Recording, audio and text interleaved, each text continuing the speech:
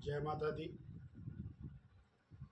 बहुत ही दुखदाई विषय है कि सनातन का एक सर्वश्रेष्ठ स्थान माता चिंतपूर्णी, जहाँ लाखों लाखों यात्री श्रद्धा पूर्वक माँ के दर्शन करने के लिए, आशीर्वाद प्राप्त करने के लिए आते हैं, और ये सरकार के अधीन है, सरकार के अधिग्रहण में है।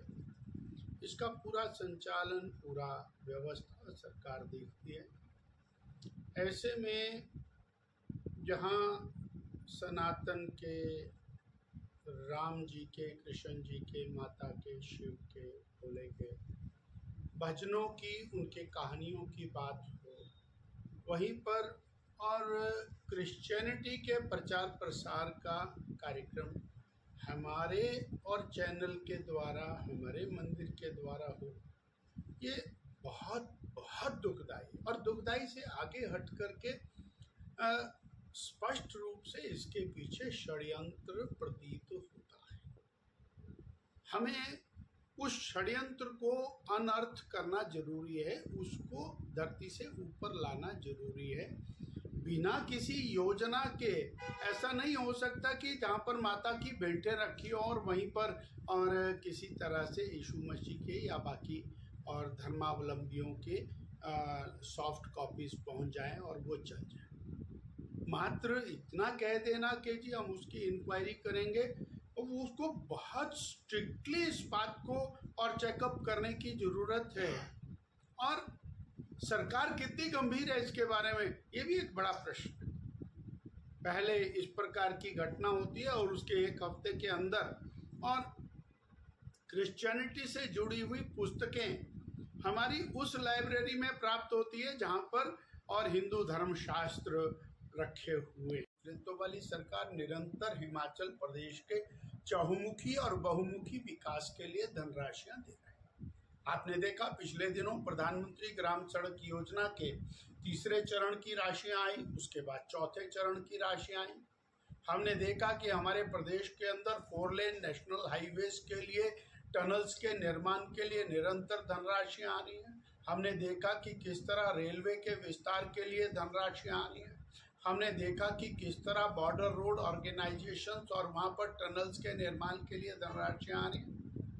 और हमारे लिए अत्यंत हर्ष का विषय है, हम कोटि कोटि आभार व्यक्त करते हैं उस और महान शख्सियत नरेंद्र भाई मोदी जी का, जिन्होंने भारत के बड़े तीर्थ स्थल माता के और शक्तिपीठ के लिए 56 करोड़ रुपया यहाँ के विकास के लिए उपलब्ध कराया।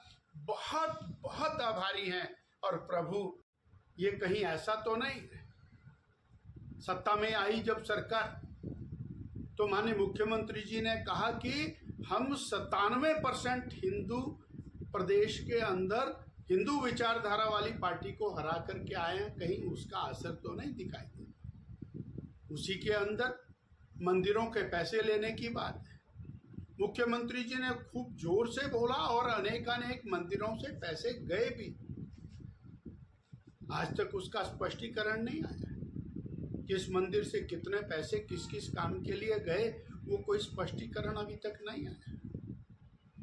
मात्र कोई एक मिनिस्टर ये कह दे कि नहीं जाएंगे, उससे नहीं, हिमाचल की जनता जानना चाहती है कि मंदिरों का चढ़ावा आया कि सरकार के अन्य कार्यक्रमों के लिए गया है क्या। 2.5 वर्ष से हिमाचल प्रदेश में कांग्रेस पार्टी की सरकार श्री सुखविंदर सिंह सुक्खू जी के नेतृत्व में चल रही है, और 2.5 साल से पहले दिन से लगातार पैसे ना होने का रोना रोते रोते 2.5 साल बिता। 2.5 साल से पहले विकास कार्य चल रहे थे, 2.5 साल से पहले ठेकेदारों की पेमेंट हो रही थी, 2.5 साल से पहले स्कूल के बच्चों को वर्दी मिल रही थी, 2.5 साल से पहले हिम केयर की योजना, सहारा की योजना, बाकी सारी योजनाएं चल रही थी। 2.5 साल से पहले कर्मचारियों को समय पर तनख्वाह मिल रही थी, सेवानिवृत्त अधिकारियों को, कर्मचारियों को पेंशन मिल रही थी, पेंशन के साथ उनके और मेडिकल के बिल मिल रहे थे। एकाएक कौन सी ऐसी समस्या आ गई?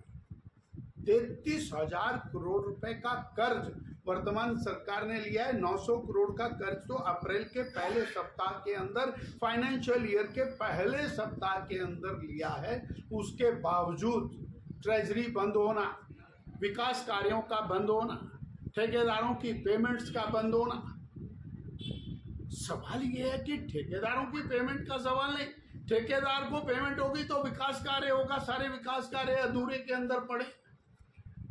ये फाइनेंशियल मिस अप्रोप्रिएशन है, फाइनेंशियल मिसमैनेजमेंट है, और ये केवल और केवल सुखविंदर सिंह सुक्खू की सरकार का पैदा किया हुआ आर्थिक संकट है।